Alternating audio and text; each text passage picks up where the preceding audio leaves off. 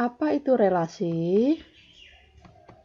Relasi adalah aturan yang menghubungkan anggota pada suatu himpunan dengan anggota himpunan yang lainnya. Sekali lagi, ulang. Relasi adalah aturan yang menghubungkan anggota suatu himpunan dengan anggota himpunan yang lainnya. Contohnya, perhatikan contoh 1. Misal, diketahui himpunan A anggotanya adalah himpunan 1, 2, 3, dan 4, dan B adalah himpunan prima dan genap. Buat relasi adalah bilangan dari A ke B. Relasinya adalah bilangan dari A ke B. Maka relasi itu sendiri dapat dinyatakan dengan himpunan pasangan berurutan dan dapat juga digambarkan dalam diagram.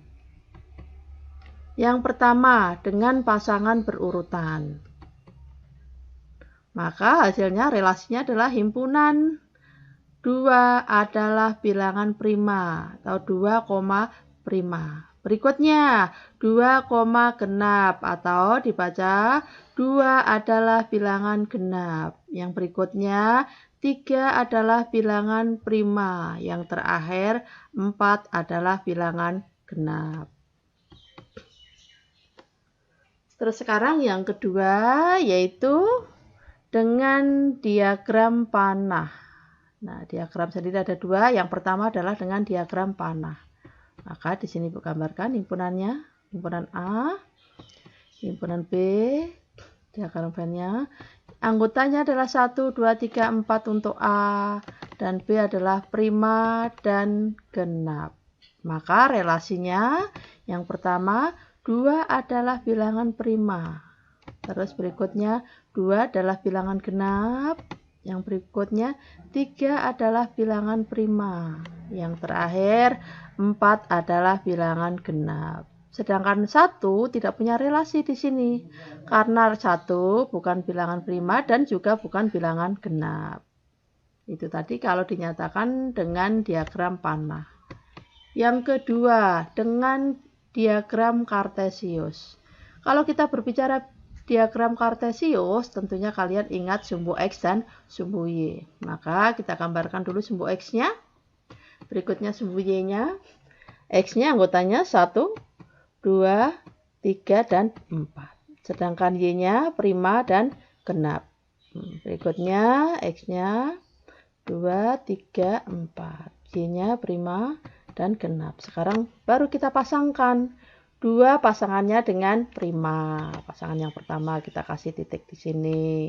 Terus yang kedua, 2 adalah bilangan genap. Yang berikutnya 3. 3 adalah bilangan prima. Yang terakhir 4 adalah bilangan genap.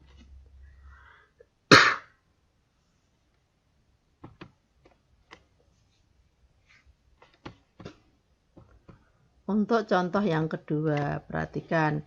Diketahui A himpunannya adalah 3, 4, 5 dan B adalah 2 dan 3 jika R adalah relasi dari A dan ke B. Yang merupakan relasi kelipatan dari. Relasinya adalah kelipatan dari. Nyatakanlah R dengan himpunan pasangan berurutan. Maka kalian dapatkan jika R adalah relasi dari dan ke B, dari A dan ke B yang merupakan relasi kelipatan dari, maka kalian dapatkan relasinya adalah himpunan 3 kelipatan dari 3. Berikutnya 4 kelipatan dari 2. Berikutnya 6 kelipatan dari 2. Yang terakhir 6 adalah kelipatan dari 3. Selanjutnya kalian akan belajar yaitu tentang fungsi. Apa itu fungsi? Fungsi adalah suatu relasi atau hubungan antara suatu himpunan yang disebut domain atau daerah asal dengan himpunan lain yang disebut dengan kodomain atau daerah kawan, daerah lawan, sama saja. Di mana setiap anggota domain dipasangkan tepat satu ke anggota kodomain. Ibu ulang sekali lagi, fungsi adalah relasi yang menghubungkan antara domain dengan kodomain, di mana setiap domain punya pasangan tepat satu ke kodomain. Jadi domainnya, pasangannya ke kodomain tidak boleh bercabang atau tidak boleh tidak punya pasangan, harus punya pasangan, dan pasangannya hanya satu ke anggota kodomainnya. Sedangkan himpunan anggota kodomain yang merupakan pasangan atau peta dari domain disebut dengan range atau daerah hasil. Jadi kodomain yang punya pasangan ke domain itu disebut daerah hasil atau range. Contohnya, perhatikan contoh 3. Misal diketahui A adalah himpunan 1, 2, dan 3, B adalah himpunan PQR. Anggota A dipasangkan dengan anggota B seperti diagram-diagram di bawah ini. Tentukan pasangan mana yang merupakan fungsi. Yang pertama, yang A. Ada himpunan A, himpunan B-nya, diagram-nya B. Terus yang A anggotanya 1, 2, 3, B anggotanya PQR. Selanjutnya, 1 direlasikan ke P. 2 direlasikan ke Q, dan 3 direlasikan ke Q juga. Nah, setiap anggota domainnya mempunyai pasangan ke kodomain, dan pasangannya adalah tepat satu semua. Maka diagram seperti ini disebut fungsi, atau relasi seperti ini disebut dengan fungsi. Sekarang yang B, perhatikan himpunan A, diagram B-nya, diagram yang B-nya. Terus berikutnya A anggotanya 1, 2, 3, B-nya PQR. Sekarang kita lihat relasinya. Yang pertama, 1 direlasikan ke P. Yang berikutnya, 2 direlasikan ke Q, 3 direlasikan ke Q. Dan ternyata 3 masih direlasikan lagi, yaitu ke R. Kalau begitu, relasi seperti ini apakah disebut dengan fungsi? Kalian lihat di sini, semua anggota domainnya punya pasangan ke kodomain. Tetapi di sini ada satu anggota domain yang pasangannya ke kodomain lebih dari satu atau bercabang.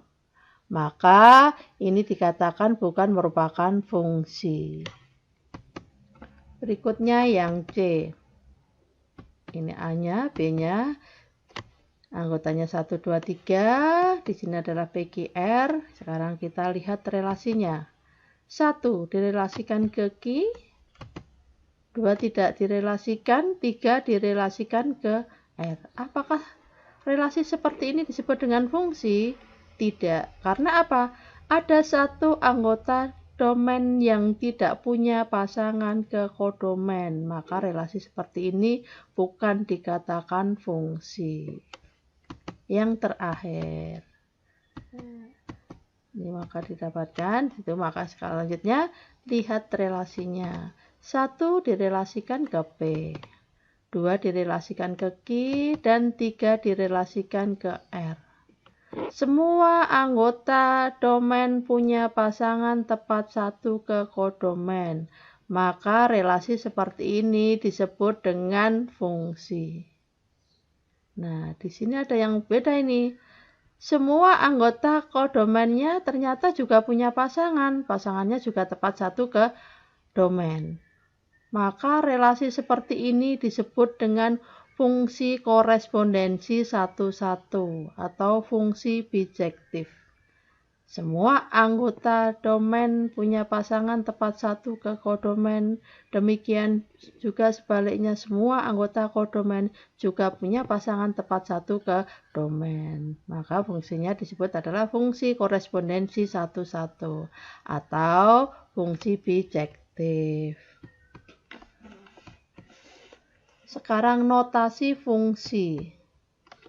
Dimisalkan X anggota A dipetakan ke Y anggota B oleh fungsi F, maka fungsi F dapat dinyatakan dengan F.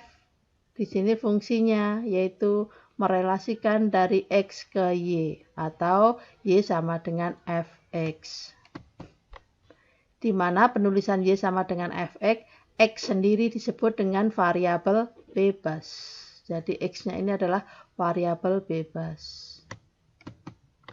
Dan Y-nya disebut variabel terikat. Kenapa Y disebut sebagai variabel terikat? Karena nilai Y tergantung dari nilai X-nya tadi. Sedangkan Fx sendiri merupakan suatu rumusan.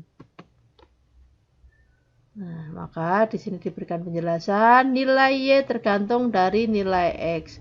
Dan X sebagai variabel bebas dapat diberikan suatu nilai asal nilai tersebut merupakan anggota dari domain. Nah, ulang sekali lagi, Y disebut variabel terikat karena nilainya tergantung dari X itu sendiri.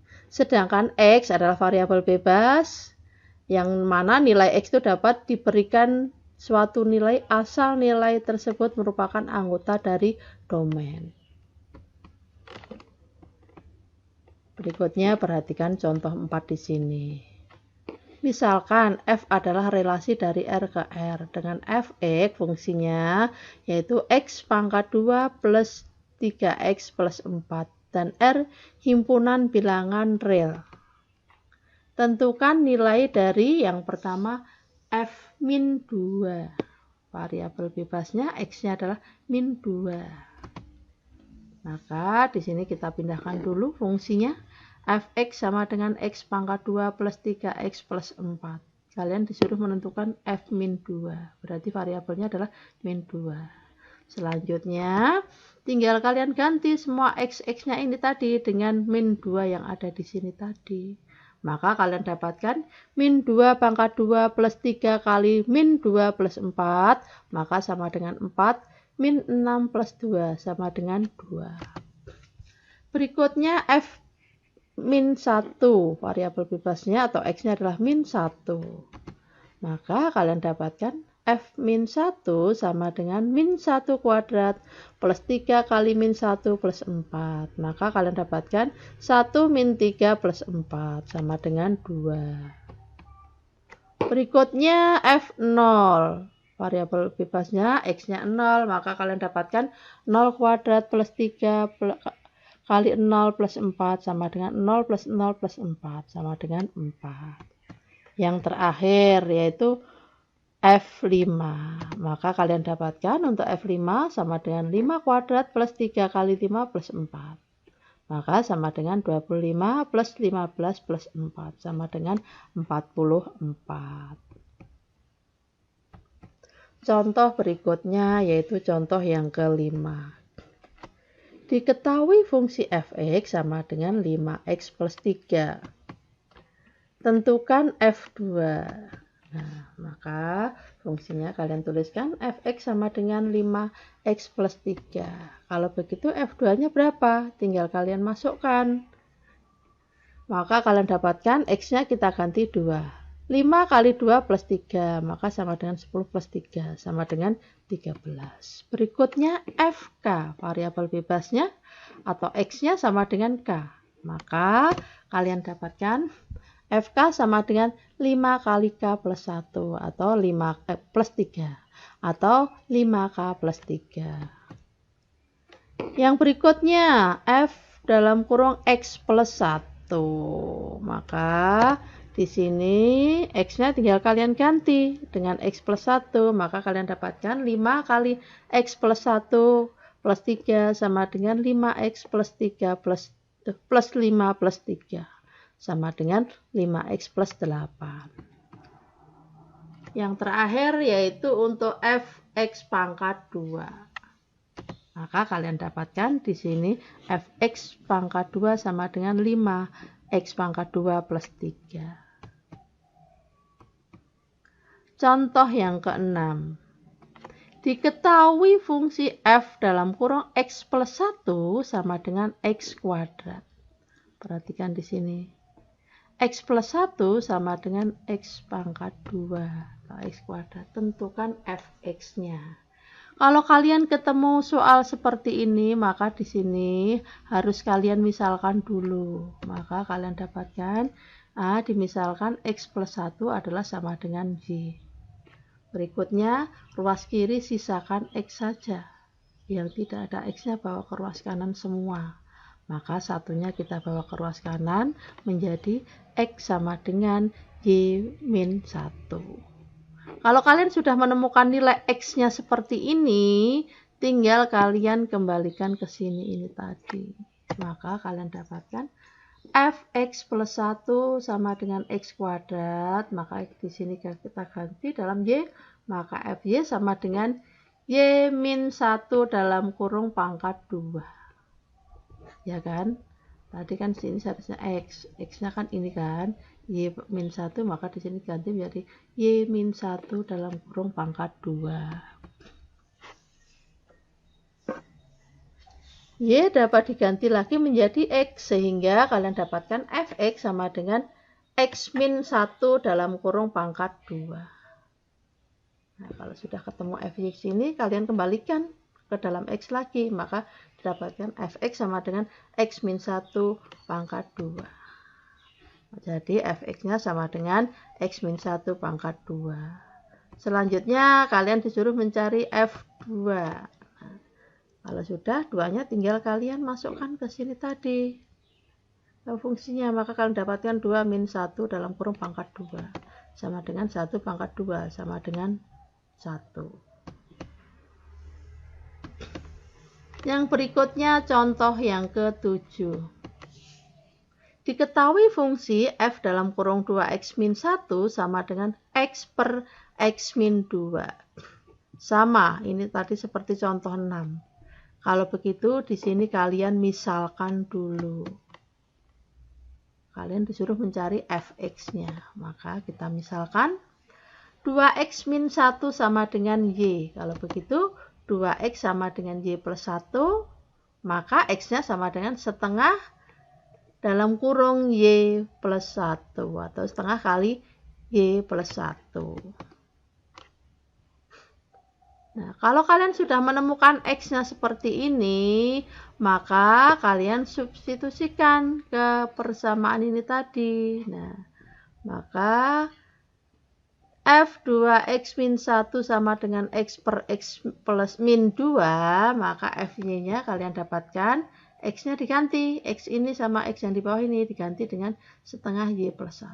Maka kalian dapatkan X-nya setengah kali Y plus 1 per yang berikutnya X-nya setengah kali Y plus 1 min 2. Min 2-nya adalah ini.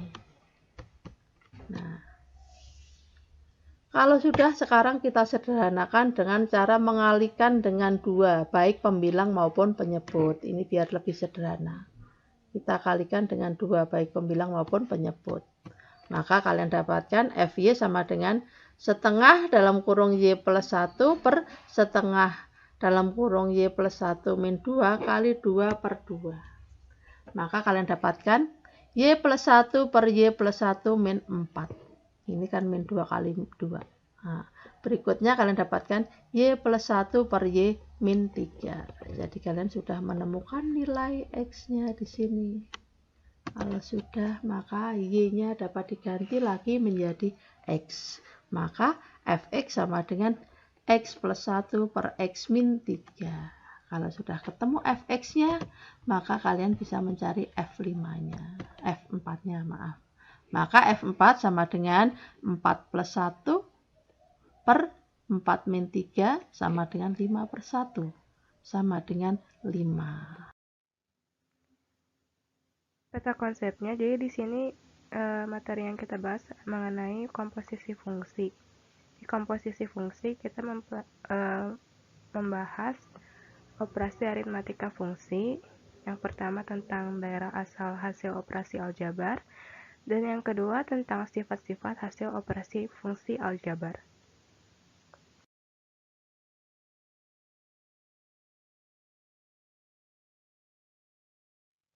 Yang pertama, daerah asal hasil operasi aljabar.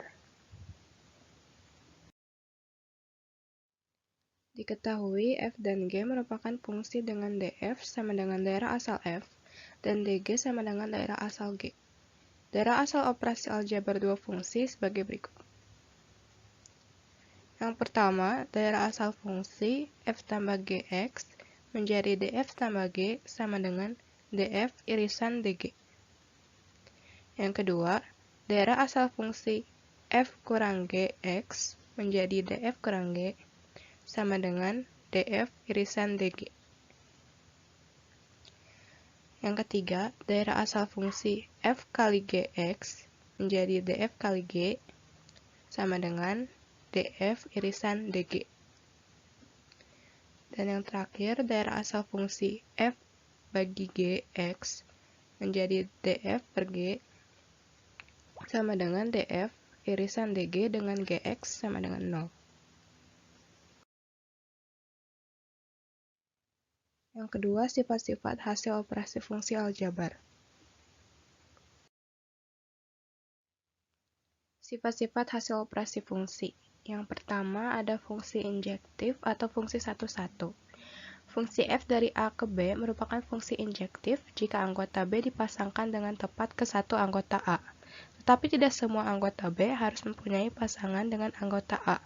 Dengan kata lain, fungsi f dari A ke B merupakan fungsi injektif jika A1, A2 merupakan elemen dari df dengan A1 sama dengan bukan A2, maka FA1 sama dengan bukan FA2. df sama dengan daerah asal fungsi f. Bisa dilihat di contoh gambarnya, semua anggota A mempunyai pasangan dengan anggota B, tetapi tidak semua anggota B memiliki pasangan dengan anggota A. Ini yang disebut dengan fungsi injektif.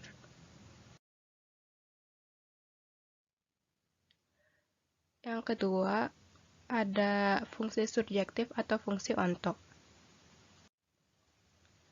Fungsi f dari A ke B merupakan fungsi surjektif jika setiap anggota B mempunyai pasangan dengan anggota A.